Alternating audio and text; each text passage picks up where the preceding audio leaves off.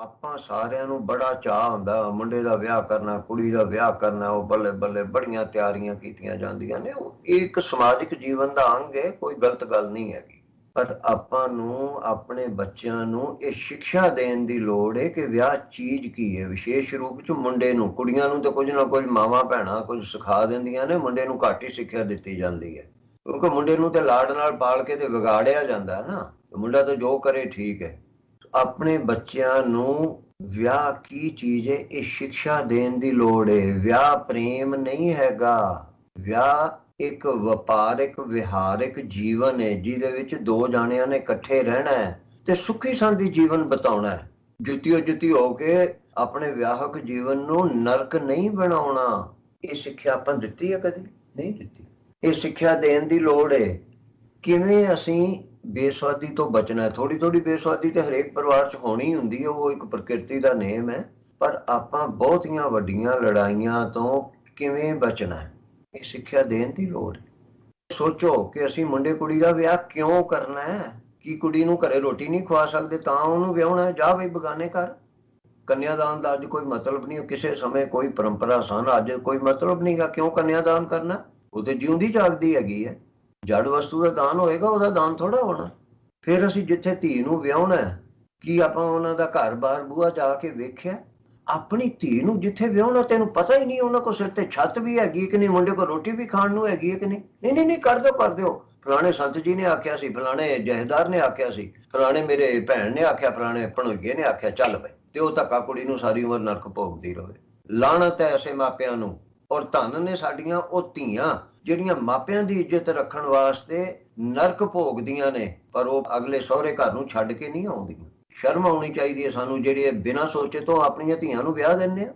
ਇਸ ਕਰਕੇ ਇਹ ਸੋਚੋ ਕਿ ਅਸੀਂ ਵਿਆਹ ਕਿਉਂ ਕਰ ਰਹੇ ਹਾਂ। ਵਿਆਹ ਦੀ ਉਮਰ ਹੋ ਗਈ। ਦੇਖੋ, ਮੈਂ ਤੁਹਾਨੂੰ ਦੋ ਸ਼ਬਦਾਂ ਦੇ ਵਿੱਚ ਆਪਣੇ ਵਿਚਾਰ ਮੈਂ ਦੱਸ ਰਿਹਾ ਕਿ ਮੇਰੇ ਅਨੁਸਾਰ ਵਿਆਹ ਦੀ ਲੋੜ ਕਿਉਂ ਹੈ। ਵਿਆਹ ਦੀ ਲੋੜ ਲੜਕੇ ਤੇ ਲੜਕੀ ਦੋਵਾਂ ਨੂੰ ਹੈਗੀ ਹੈ। ਕਿਉਂ ਹੈਗੀ ਹੈ? ਇੱਕ ਤਾਂ ਦੋਵਾਂ ਨੂੰ ਇਸ ਕਰਕੇ ਲੋੜ ਹੈ ਕਿ ਜਿੰਨਾ ਚਿਰ ਸਾਡਾ ਜੀਵਨ ਚੱਲਣਾ ਹੈ, ਦੁੱਖ ਸੁੱਖ ਵਿੱਚ ਸਾਡਾ ਕੋਈ ਸਾਥੀ ਹੋਵੇ, ਕੋਈ ਸਲਾਹ ਦੇਵੇ, ਬਿਮਾਰੀ 'ਚ ਕੋਈ ਮੈਨੂੰ ਪਾਣੀ ਦੇਵੇ। ਇਸ ਕਰਕੇ ਵੀ ਲੋੜ ਹੈ ਆਪਸ ਵਿੱਚ ਹੱਸਣਾ ਖੇਡਣਾ। ਫਿਰ ਕਾਮ ਇੱਛਾ ਪੂਰੀ ਕਰਨ ਵਾਸਤੇ ਵੀ ਲੋੜ ਹੈ, ਕਿਉਂਕਿ ਕਾਮ ਤਾਂ ਬਣਿਆ ਹੋਇਆ, ਸਭ ਦੇ ਸਰੀਰ ਵਿੱਚ ਬਣਿਆ, ਉਹ ਸਮਾਪਤ ਨਹੀਂ ਹੋ ਸਕਦਾ। ਜਿਵੇਂ ਪ੍ਰਕਿਰਤੀ ਦਾ ਇੱਕ ਨੇਮ ਹੈ ਕਿ ਸਾਰੇ ਜੀਵ, ਇੱਥੋਂ ਤੱਕ ਕਿ ਬਨਸਪਤੀ ਪੌਦੇ ਨੇ, ਉਹ ਵੀ ਚਾਹੁੰਦੇ ਨੇ ਕਿ ਸਾਡੀ ਅੰਸ਼ ਬੰਸ਼ ਵਧੇ। ਇਸ ਕਰਕੇ ਵੀ ਸਾਡਾ ਜੀ ਕਰਦਾ ਕਿ ਸਾਡੇ ਬੱਚਿਆਂ ਦਾ ਵਿਆਹ ਹੋਵੇ, ਜਾਂ ਸਾਡਾ ਜੀ ਕਰਦਾ ਕਿ ਸਾਡਾ ਵਿਆਹ ਹੋਵੇ। ਇਹ ਮੋٹے-ਮੋٹے ਕਾਰਨ ਮੈਂ ਆਪ ਜੀ ਨੂੰ ਦੱਸੇ ਨੇ। ਬਾਕੀ ਰਹੀ ਗੱਲ ਬੱਚਿਆਂ ਦੀ, ਬੱਚੇ ਤੋਂ ਵਿਆਹ ਤੋਂ ਬਿਨਾਂ ਵੀ ਬਣ ਜਾਂਦੇ ਨੇ। ਬਾਹਰਲੇ ਦੇਸ਼ਾਂ ਦੇ ਵਿੱਚ, ਜਿਹੜੇ ਦੇਸ਼ਾਂ ਨੂੰ ਆਪਾਂ ਭਜਦੇ ਹਾਂ ਸਾਰੇ, ਉੱਥੇ ਬਹੁਤੇ ਲੋਕ ਬਿਨਾਂ ਵਿਆਹ ਤੋਂ ਹੀ ਨਿਆਣੇ ਬਣਾਈ ਜਾਂਦੇ ਨੇ, ਜਦੋਂ ਜੀ ਕਰਦਾ ਵੱਖਰੇ ਹੋ ਜਾਂਦੇ ਨੇ।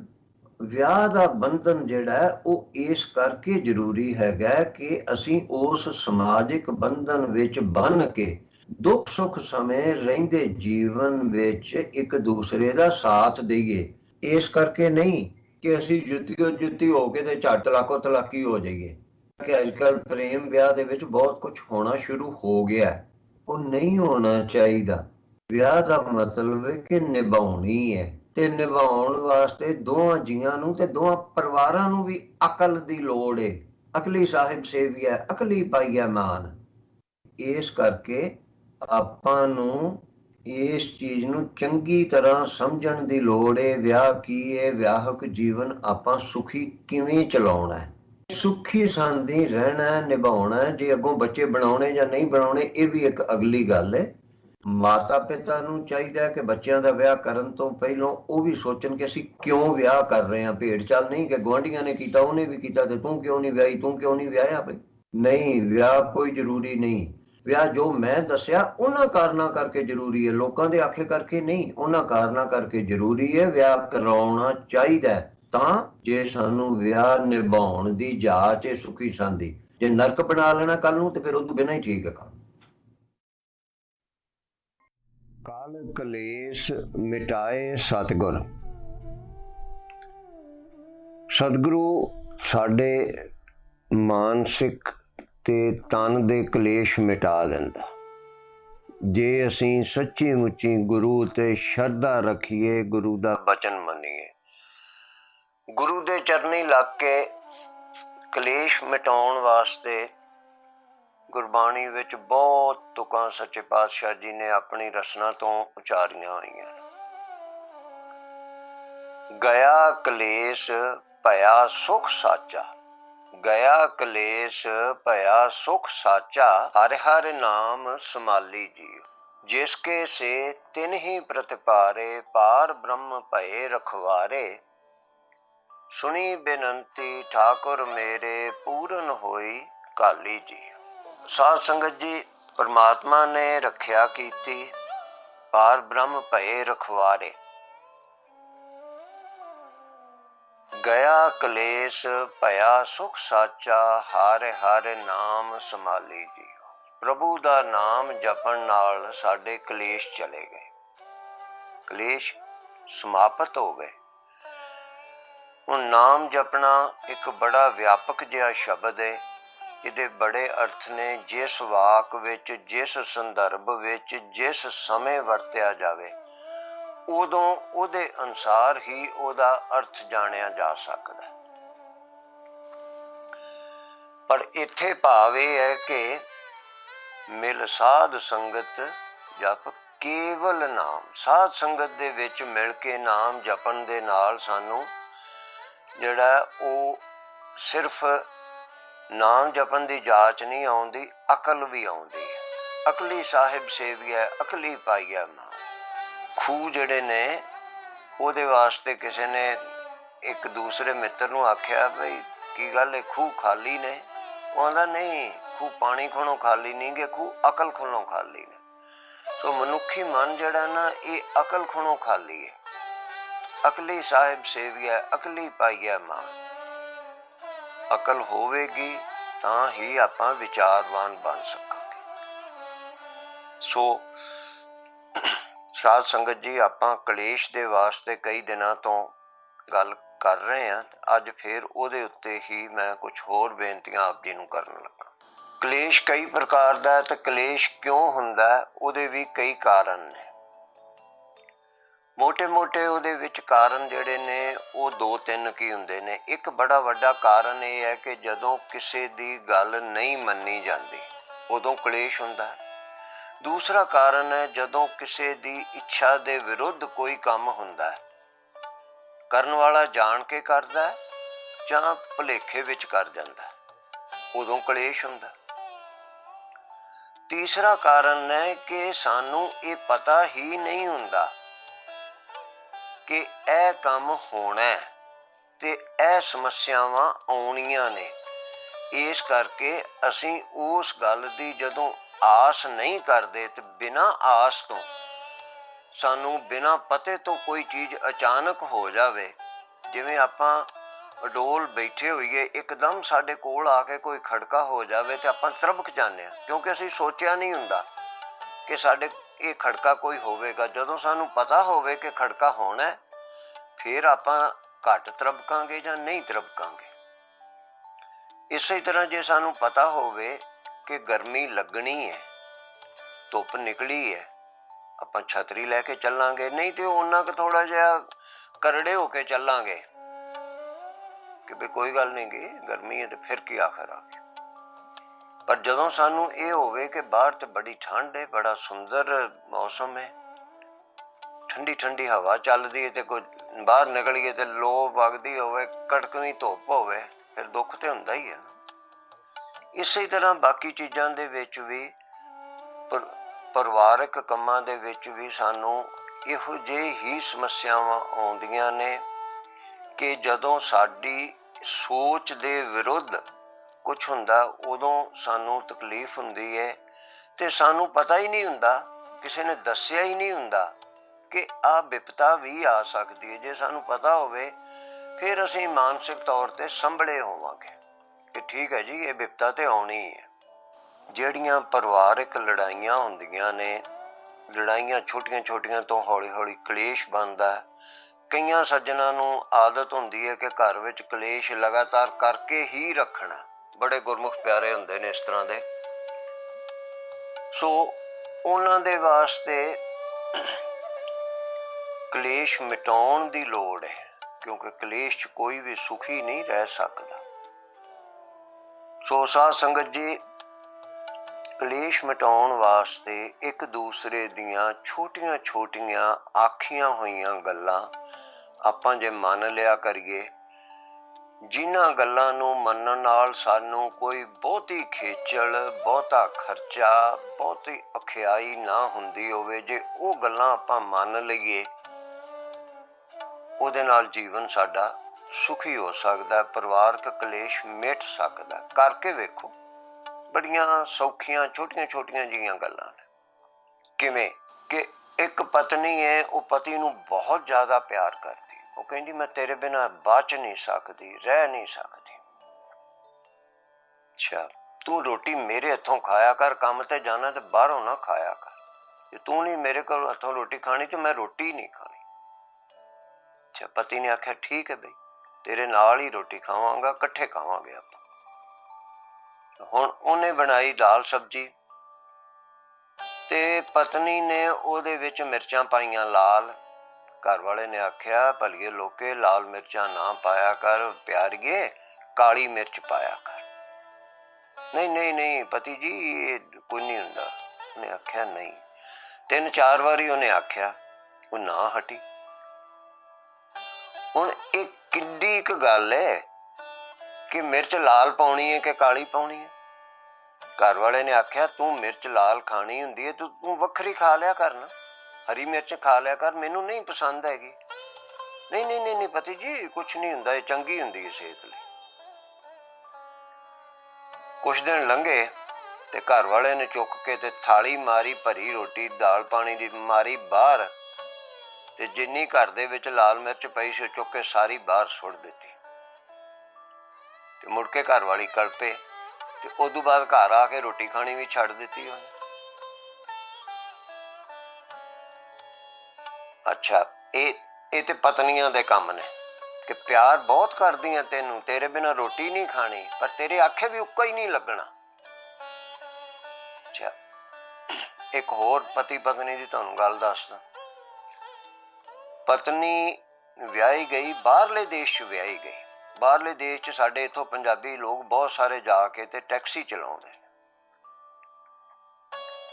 ਹੁਣ ਉੱਥੇ ਉਹਦੇ ਘਰ ਵਾਲਾ ਵੀ ਟੈਕਸੀ ਚਲਾਉਂਦਾ ਸੀ। ਚਲੋ, ਟੈਕਸੀ ਚਲਾਉਣ ਵਾਲੇ ਨਾਲ ਵਿਆਹ ਹੋ ਗਿਆ ਤੇ ਘਰ ਵਾਲੀ ਨੇ ਉਹਨੂੰ ਆਖਿਆ ਕਿ ਵੀ ਤੂੰ ਸਾਰਾ ਦਿਨ ਕਾਰ ਚਲਾਉਣਾ ਤੇ ਕਿਤੇ ਮੈਨੂੰ ਵੀ ਸੈਰ ਕਰਾ ਦਿਆ ਕਰ। ਹਾਂ ਹਾਂ ਕਰਾਂਗਾ ਕਰਾਂਗਾ, ਲੈ ਚੱਲਾਂਗਾ ਤੈਨੂੰ ਜਦੋਂ ਵੇਲ ਹੋਏਗਾ। ਸਾਲ ਲੰਘ ਗਿਆ ਇਸ ਤਰ੍ਹਾਂ ਹੀ ਲਾਰੇ ਲਾਉਂਦੇ ਲਾਉਂਦੇ। ਉਹਨੇ ਫੇਰ ਆਖਿਆ ਨਹੀਂ ਨਹੀਂ, ਉਹ ਮੇਰੀ ਕਾਰ 'ਚੋਂ ਨਾ ਸਿਗਰਟਾਂ ਦੀ ਮੁਸ਼ਕ ਬੜੀ ਆਉਂਦੀ ਹੈ, ਲੋਕ ਉਹ ਸਿਗਰਟਾਂ ਪੀਂਦੇ ਵਿੱਚ ਬੈਠ ਕੇ। ਉਹਨੇ ਆਖਿਆ ਜੇ ਤੂੰ ਸਿਗਰਟਾਂ ਵਾਲੀ 'ਚ ਬਹਿ ਲੈਣਾ ਤਾਂ ਮੈਂ ਵੀ। ਨਹੀਂ ਨਹੀਂ ਨਹੀਂ ਨਹੀਂ, ਉਹ ਤੇਰੇ ਨੂੰ ਸਿਰ ਪੀੜ ਹੋਣ ਲੱਗ ਪਏਗੀ। ਮੁੱਕਦੀ ਗੱਲ, ਉਹਨੇ ਉਹਨੂੰ ਕਾਰ 'ਚ ਬਾਇਆ ਹੀ ਨਹੀਂ, ਘਰੋਂ ਕਿਤੇ ਸੈਰ ਕਰਾਉਣ ਲੈ ਕੇ ਹੀ ਨਹੀਂ ਗਿਆ। 25 ਸਾਲਾਂ ਦਾ ਮੁੰਡਾ ਹੋ ਗਿਆ ਉਹਨਾਂ ਦਾ। ਤੇ ਇੱਕ ਦਿਨ ਮੈਂ ਉਹਨਾਂ ਦੇ ਘਰ ਗਿਆ, ਉਹ ਮੈਨੂੰ ਆਂਦੇ ਚਲੋ ਤੁਹਾਨੂੰ ਸੈਰ ਕਰਾਉਣ ਲੈ ਕੇ ਚੱਲੀ। ਮੈਂ ਕਿਹਾ ਚਲੋ ਜੀ। ਉਸ ਦਿਨ ਜਦੋਂ ਅਸੀਂ ਗਏ ਉਹਨਾਂ ਨਾਲ ਸੈਰ ਕਰਨ, ਤੇ ਬਾਹਰ ਗਏ ਕਿਤੇ ਬੜੇ ਸੁੰਦਰ ਥਾਂ ਤੇ ਝੀਲ ਗਏ, ਤੇ ਉੱਥੇ ਜਾ ਕੇ ਉਹਦੇ ਘਰ ਵਾਲੀ ਆਂਦੀ ਏ ਅੱਜ 25 ਸਾਲਾਂ ਬਾਅਦ ਪਹਿਲੀ ਵਾਰੀ ਮੈਨੂੰ ਮੇਰੇ ਘਰ ਵਾਲਾ ਬਾਹਰ ਲੈ ਕੇ ਆਇਆ, ਮੈਂ ਤਰਲੇ ਕਰਦੀ ਕਰਦੀ ਥੱਕ ਗਈ। ਇਹਨਾਂ ਗੱਲਾਂ ਨਾਲ ਨਿੱਕੀਆਂ ਨਿੱਕੀਆਂ ਨਾਲ ਕਲੇਸ਼ ਮਿਟਦੇ ਨੇ ਤੇ ਕਲੇਸ਼ ਬਣਦੇ ਨੇ। ਕਿਹੜੀ ਗੱਲਾਂ ਚੋਂ ਗੱਲ ਹੈ? ਨਹੀਂ, ਲੋੜ ਹੀ ਨਹੀਂ ਸਮਝਣੀ। ਫਿਰ ਕੀ ਹੁੰਦਾ? ਘਰ ਵਾਲੀ ਤੇ ਰੋਟੀ ਪਕਾਉਣ ਵਾਸਤੇ ਹੈ ਤੇ ਨਿਆਣੇ ਪੈਦਾ ਕਰਨ ਵਾਸਤੇ ਹੈ ਤੇ ਜਾਂ ਮੇਰੀ ਸੇਵਾ ਕਰਨ ਵਾਸਤੇ ਹੈ। ਘਰ ਵਾਲੀ ਕੋ ਸੈਰ ਕਰਾਉਣ ਵਾਸਤੇ ਥੋੜ੍ਹੀ ਹੁੰਦੀ ਹੈ, ਜੇ ਲੋੜ ਪਈ ਤੇ ਮੇਰੇ ਤੋਂ ਕੁੱਟ ਖਾਣ ਵਾਸਤੇ। ਇਹ ਸੋਚ ਹੈ ਸਾਡੀ ਕਿ ਘਰ ਵਾਲੀ ਤਾਂ ਮੇਰੇ ਤੋਂ ਕੁੱਟ ਖਾਣ ਵਾਸਤੇ ਹੈ ਜਾਂ ਮੇਰੀ ਸੇਵਾ ਕਰਨ ਵਾਸਤੇ। ਪਰਿਵਾਰ ਦੀ ਰੋਟੀ ਪਕਾਈ ਤੇ ਨਿਆਣੇ ਬਣਾਏ ਤੇ ਸਾਂਭੇ। ਘਰਵਾਲੀ ਦੇ ਵਿੱਚ ਤਾਂ ਮਨ ਹੈ ਹੀ ਨਹੀਂ, ਉਹਨੂੰ ਸੁੱਖ ਸਹੂਲਤਾਂ ਦੀ ਲੋੜ ਹੀ ਨਹੀਂ। ਇੱਕ ਮਾਨਸਿਕਤਾ ਸਾਡੀ ਬਣ ਚੁੱਕੀ ਹੈ ਜਿਹਨੂੰ ਕਿ ਆਪਾਂ ਨੂੰ ਬਦਲਣ ਦੀ ਲੋੜ ਹੈ। ਇਸੇ ਤਰ੍ਹਾਂ ਘਰ ਵਾਲੀਆਂ ਦੀ ਵੀ ਸੋਚ ਇਹੋ ਜਿਹੀ ਹੈ ਕਿ ਬਿਨਾਂ ਮਤਲਬ ਤੋਂ ਕੋਈ ਨਾ ਕੋਈ ਉਹਨਾਂ ਨੇ ਤੀਲੀ ਲਾਈ ਰੱਖਣੀ ਹੈ, ਕੋਈ ਇਹੋ ਜਿਹੀਆਂ ਗੱਲਾਂ ਕਰੀ ਜਾਣੀਆਂ ਨੇ ਜਾਂ ਬਿਨਾਂ ਮਤਲਬੋਂ ਸੂਟ ਇਕੱਠੀ ਕਰੀ ਜਾਣੇ ਨੇ, ਬਿਨਾਂ ਮਤਲਬ ਤੋਂ ਹੀ ਸੂਟ ਇਕੱਠੇ ਕਰੀ ਜਾਣੇ ਨੇ, ਘਰ ਵਾਲੇ ਦਾ ਖਰਚੇ ਕਰਵਾਈ ਜਾਣੇ ਨੇ, ਮੁੜ ਕੇ ਸੁੱਟੀ ਜਾਣੇ ਨੇ, ਜੁੱਤੀਆਂ ਦੇ ਢੇਰ ਲਾ ਛੱਡਣੇ ਨੇ, ਮੁੜ ਜੇ ਨਹੀਂ ਤੇ ਫੇਰ ਆਖਣਾ ਘਰ ਵਾਲਾ ਮੈਨੂੰ ਖਰਚਾ ਨਹੀਂ ਦਿੰਦਾ। ਸੋ ਇਹ ਇਸੇ ਤਰ੍ਹਾਂ ਦੀਆਂ ਇਹ ਚੀਜ਼ਾਂ ਨੇ ਕਿ ਜਿਹੜੀਆਂ ਨਿੱਕੀਆਂ ਨਿੱਕੀਆਂ ਗੱਲਾਂ ਵੱਡੇ ਵੱਡੇ ਕਲੇਸ਼ ਪਾ ਕੇ ਪਰਿਵਾਰ ਨੂੰ ਉਜਾੜ ਦਿੰਦੀਆਂ ਨੇ। ਜੇ ਪਰਿਵਾਰ ਨਾ ਵੀ ਉਜੜੇ ਤੇ ਰਹਿਣ ਯੋਗ ਨਹੀਂ ਰਹਿ ਜਾਂਦਾ, ਨਰਕ ਬਣ ਜਾਂਦਾ ਘਰ। ਜੇ ਆਪਾਂ ਗੁਰੂ ਕਾ ਬਚਨ ਮੰਨ ਕੇ ਵਿਚਾਰਵਾਨ ਬਣ ਜਾਈਏ ਤਾਂ ਫਿਰ ਆਪਾਂ ਇਹਨਾਂ ਗੱਲਾਂ ਤੋਂ ਬਚ ਸਕਦੇ ਹਾਂ ਕਿ ਜਿਹੜੀ ਗੱਲ ਮੰਨਿਆ ਕੋਈ ਬਹੁਤਾ ਨੁਕਸਾਨ ਮੈਨੂੰ ਨਹੀਂ, ਮੇਰੇ ਪਰਿਵਾਰ ਨੂੰ ਨਹੀਂ, ਲੰਬਾ ਚੌੜਾ ਖਰਚਾ ਨਹੀਂ, ਖੇਚਲ ਨਹੀਂ, ਉਹ ਗੱਲ ਇੱਕ ਦੂਸਰੇ ਦੀ ਮੰਨ ਲਈ ਜਾਵੇ ਤੇ ਫਿਰ ਕੀ ਨੁਕਸਾਨ ਹੈ ਜੀ। ਬਹੁਤ ਹੀ ਵਧੀਆ ਗੱਲ ਤਾਂ ਇਹ ਹੈ ਕਿ ਜੇ ਬਿਨਾਂ ਕਹੇ ਤੋਂ ਹੀ ਆਪਣੇ ਪਤੀ ਪਤਨੀ ਦੀ ਇੱਛਾ ਉਹਦੇ ਬਿਨਾਂ ਆਖੇ ਤੋਂ ਪੂਰੀ ਕਰਤੀ ਜਾਵੇ, ਉਹਦੇ ਮਨ ਦੀ ਗੱਲ ਬੁੱਝ ਕੇ, ਉਹਦੀ ਤਾਂ ਰੀਸ ਹੀ ਨਹੀਂ ਹੈਗੀ। ਬਿਨ ਬੋਲਤ ਮੇਰੀ ਬਿਰਥਾ ਜਾਨੀ, ਆਪੇ ਹੀ ਹੋ ਗਿਆ ਨਾ ਅੰਤਰ ਪਜਾਮੀ। ਪਰ ਜੇ ਉਹ ਨਹੀਂ ਵੀ ਤੇ ਚਲੋ ਉਹਦੇ ਆਖੇ ਤੋਂ ਆਪਾਂ ਉਹ ਗੱਲ ਮੰਨ ਲਈਏ, ਇੱਕ ਵਾਰੀ ਨਹੀਂ 2-4 ਵਾਰੀ ਆਖੇ ਤੋਂ ਵੀ ਮੰਨੀ ਜਾਵੇ, ਪਰ ਆਪਾਂ ਨਹੀਂ ਮੰਨਦੇ।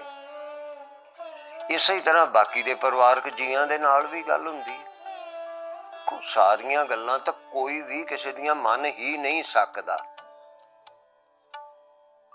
ਉਹ ਜਿਹੜੀ ਇੱਕ ਪੰਜਾਬੀ ਦੀ ਕਹਾਵਤ ਹੈ ਨਾ, ਇੱਕ ਗੀਤ ਹੈਗਾ, ਮੈਂ ਤੇਰੀਆਂ ਲੱਖ ਮੰਨੀਆਂ ਤੂੰ ਮੇਰੀ ਇੱਕ ਮੰਨੇ ਤੇ ਜਾਣਾ। ਲੱਖ ਲੋਕ ਕਿਸੇ ਨਹੀਂ ਮੰਨੀਆਂ ਹੁੰਦੀਆਂ, ਉਹ ਤੇ ਕਹਿਣ ਦੀਆਂ ਹੀ ਗੱਲਾਂ ਹੁੰਦੀਆਂ ਨੇ। ਮੈਂ 20 ਵਾਰੀ ਬੂਹਾ ਖੜਕਾਇਆ ਸੀ, ਕਾਹਨੂੰ 20 ਵਾਰੀ ਆਵਾਜ਼ਾਂ ਮਾਰੀਆਂ ਹੁੰਦੀਆਂ ਨੇ, 2-4 ਵਾਰੀ ਵੱਧ ਤੋਂ ਵੱਧ ਹੁੰਦਾ, ਪਰ ਉਹ ਭਾਵ ਉਹਦਾ ਇਹੋ ਹੀ ਹੈਗਾ।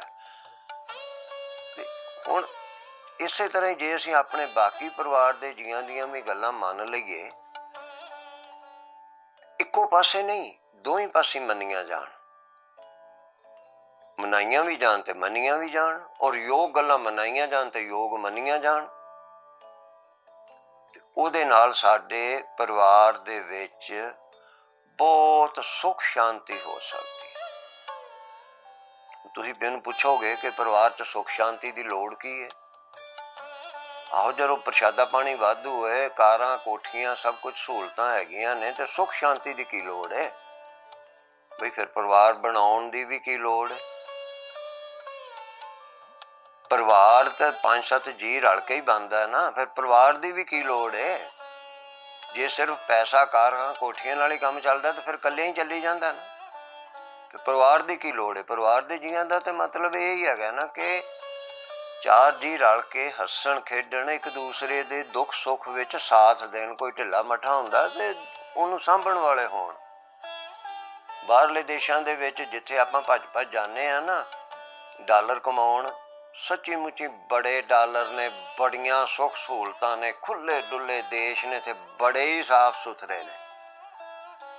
ਪਰ ਇਹਦੇ 'ਚ ਵੀ ਕੋਈ ਸ਼ੱਕ ਨਹੀਂ ਕਿ ਉੱਥੇ ਜੇ ਗੁਆਂਢੀ ਮਰ ਵੀ ਜਾਵੇ ਨਾ ਤੇ 10 ਦਿਨਾਂ ਬਾਅਦ ਜਦੋਂ ਉਹਦੀ ਮੁਸ਼ਕ ਬਾਹਰ ਆਵੇ ਤੇ ਉਦੋਂ ਮਿਊਨਿਸਪੈਲਿਟੀ ਵਾਲੇ ਹੀ ਚੁੱਕਣ ਆਉਂਦੇ ਨੇ। ਗੁਆਂਢੀ ਦਾ ਪਤਾ ਵੀ ਨਹੀਂ ਹੁੰਦਾ ਕਿ ਇੱਥੇ ਰਹਿੰਦਾ ਕੌਣ ਹੈ ਤੇ ਮਰ ਗਿਆ ਕਿ ਨਹੀਂ ਮਰ ਗਿਆ। ਤੇ ਕਈ ਥਾਵਾਂ ਤੇ ਘਰ ਦੇ ਬਾਹਰ ਜਿਹੜੇ ਦੁੱਧ ਦੇਣ ਵਾਲੇ ਆਉਂਦੇ ਨੇ, ਜਦੋਂ ਬਹੁਤੀਆਂ ਬੋਤਲਾਂ ਜਮ੍ਹਾਂ ਹੋ ਜਾਂਦੀਆਂ ਨੇ ਤੇ ਉਦੋਂ ਪਤਾ ਲੱਗਦਾ ਵੀ ਉਹ ਤੇ ਮਰ ਗਿਆ। ਉਹਦੀ ਬਾਤ ਤੇ ਕਿਸੇ ਨੇ ਪੁੱਛਣੀ ਕੀ ਹੈ ਜਿਉਂਦਿਆਂ। ਤੇ ਜਦੋਂ ਬਿਮਾਰ ਹੁੰਦੇ ਨੇ ਫੋਨ ਕੀਤੇ ਐਂਬੂਲੈਂਸ ਵਾਲੇ ਹਸਪਤਾਲ 'ਚ ਹੀ ਲੈ ਕੇ ਜਾਂਦੇ ਨੇ। ਸਾਡੇ ਵਾਂਗੂ ਸਰਾਣੇ ਬਹਿ ਕੇ ਕੋਈ ਨਹੀਂ ਉਹਨੂੰ ਪਲੋਸਦਾ, ਕੋਈ ਪਿਆਰ ਨਹੀਂ ਕਰਦਾ। ਪਰ ਡਾਲਰ ਬੜੇ ਨੇ, ਕੋਈ ਸ਼ੱਕ ਨਹੀਂ। ਸਭ ਸੇ ਬੜਾ ਰੁਪਈਆ ਨਾ ਬਾਪੂ ਨਾ ਭਈਆ, ਇਹ ਵੀ ਗੱਲ ਪੱਕੀ ਹੈ। ਪਰ ਜੇ ਬਾਪੂ ਭਈਆ ਕੋਲ ਨਾ ਹੋਵੇ ਨਾ ਤੇ ਮੇਰਾ ਰੁਪਈਆ ਜਿਹੜਾ ਉਹ ਰੋਟੀ ਚੁੱਕ ਕੇ ਮੂੰਹ 'ਚ ਵੀ ਨਹੀਂ ਪਾਉਂਦਾ, ਦਵਾਈ ਵੀ ਕੋਈ ਨਹੀਂ ਪਾਉਂਦਾ ਮੂੰਹ 'ਚ। ਤੇ ਉੱਥੇ ਜਦੋਂ ਬੁੱਢੇ ਹੋ ਜਾਂਦੇ ਨੇ ਨਾ ਤੇ ਬੁੱਢਿਆਂ ਨੂੰ ਉਹ ਭੇਜ ਦਿੰਦੇ ਨੇ ਬੁੱਢਾ ਘਰ 'ਚ, ਫਿਰ ਚਲੇ ਜਾਂਦੇ ਨੇ, ਬੱਚੇ ਕੋਈ ਨਹੀਂ ਸਾਂਭਦੇ। ਤੇ ਮਾਪੇ ਵੀ ਆਉਂਦੇ ਨੇ ਕਿ ਬੱਚੇ ਹੁਣ ਵੱਡੇ ਹੋ ਗਏ ਨੇ ਤੇ ਤੁਸੀਂ ਕਾਕਾ ਅਡਾਰ ਹੋ ਗਏ, ਹੁਣ ਆਪੋ ਆਪਣੇ ਘਰ ਬਣਾਓ ਤੇ ਆਪਣੀ ਰੋਟੀ ਕਮਾਓ ਤੇ ਖਾਓ। ਸੋ ਇਹੋ ਜਿਹੇ ਨੇ ਉੱਥੋਂ ਦੇ ਸਮਾਜ ਦੇ ਚਲਨ। ਆਪ ਜੀ ਨੂੰ ਸਿਰਫ ਇਹ ਜਾਣਕਾਰੀ ਇਸ ਵਾਸਤੇ ਦੇ ਰਿਹਾ ਕਿ ਉੱਥੇ ਪਰਿਵਾਰ ਦੇ ਵਿੱਚ ਪਿਆਰ ਮੁਹੱਬਤ ਵਾਲੀ, ਇੱਕ ਦੂਸਰੇ ਦੇ ਦੁੱਖ ਸੁੱਖ ਵੰਡਾਉਣ ਵਾਲੀ ਗੱਲ ਕੋਈ ਨਹੀਂ ਗੀ। ਉੱਥੇ ਤੇ ਇੱਥੋਂ ਤੱਕ ਹੈ कि जे किसी ने घर कोई इकट्ठे होके खाना पीना करना ना, तो जिन्नियां ने उहदे घर प्राहुणियां ने आउणा, उन्हां सारियां ने आपो अपनी रोटी नाल लैके आउणी है। उन्हें नहीं 10-15 दी बनाउणी। ते आपां ते आखांगे है असीं भुखे नंगे आ, तूं अपने घरों लैके आया। सानूं ते चाह चढ़ जांदा साडे घर 4 प्राहुणे आउणे होण, ते उत्थे जिहड़ा उत्थे किसी ने लैके आउणी आपो अपनी। सो इस करके साध संगत जी, उत्थों दे समाज दा ते साडे समाज दा बहुत वड्डा फर्क है। आपां नूं उत्थे जाके उन्हां दे विच उत्थों दीयां आदतां अपनाउण विच, उस समाज च रहण विच बड़ियां कठिनाइयां आउंदियां ने। उत्थे ते होर बड़ी मौज है। एक जदों बंदा मर जाए ना, हफ्ता 10 दिन उहनूं फूकण दी वारी ही नहीं आउंदी ना, ते उहनूं 10 दिन फूकण दा वेल ही नहीं हुंदा परिवार वालियां नूं, ते अगों जिन्हां मड़ियां च फूकणा हुंदा उत्थे भी वेल नहीं हुंदा। पर डॉलर बड़े ने उत्थे, ते उत्थे पता भोग किवें पैंदे ने, ते अफसोस करन किवें जांदे ने। जदों संस्कार होना है उत्थे ही भोग पा देना है, उत्थे ही अरदास होनी है, उत्थे ही मूँह वेख लिया अखीरली वारी, ते उत्थे ही भोग पै जाना। सारियां ने उत्थे ही अफसोस कर लेना, इन्ना की वेल है सारियां कोल। क्योंकि उत्थों दा ते इहो जिहा हाल है कि पति ते पत्नी दोवें जी काम करदे ने, ते ਉਹ एक दूसरे नाल उन्हां ने प्रेम प्यार तो करना ही की है। ਉਹ उन्हां ने एक दूसरे नूं चिट लिख के धर जानी है कि मेरी रात दी नौकरी है, तेरी दिन दी है, ते आपां नूं आपस च गल करन दा भी वेल नहीं गा। निआणे सामण दा तो वेल भला होना ही कित्थे है। इस तरह के वधिया वधिया हालात ने उत्थे, पर डॉलर बड़े ने, कोई शक नहीं। बड़े सुंदर मकान महालां वर्गे, बड़ियां वधिया कारां शूं करदियां जांदियां ने, जहाज ते चढ़ो, समुद्री जहाज ते चढ़ो, सब सहूलतां हैगियां ने। पर परिवारक मिलाप प्रेम, लोकां दा समाज दा आपस विच प्रेम, वो नहीं है। सो खैर, मैं जिहड़ी गल कर रहा सी कि आपां नूं अपने परिवार विच कलेश मिटाउण वास्ते जिहड़ियां बेनतियां मैं कीतियां ने, एक दूसरे दीयां गल्लां छोटियां छोटियां मन के, एक दूसरे दियां मन दियां बुझ के, जे मन दियां नहीं तां बाहरों ਉਹਦੇ ਮੂੰਹੋਂ ਸੁਣ ਕੇ ਜਾਂ ਅੰਦਾਜ਼ਾ ਲਾ ਕੇ ਕਿ ਇਹ ਮੇਰੇ ਪਰਿਵਾਰ ਦੇ ਜੀ ਇਸ ਤਰ੍ਹਾਂ ਖੁਸ਼ ਰਹਿ ਸਕਦੇ ਨੇ,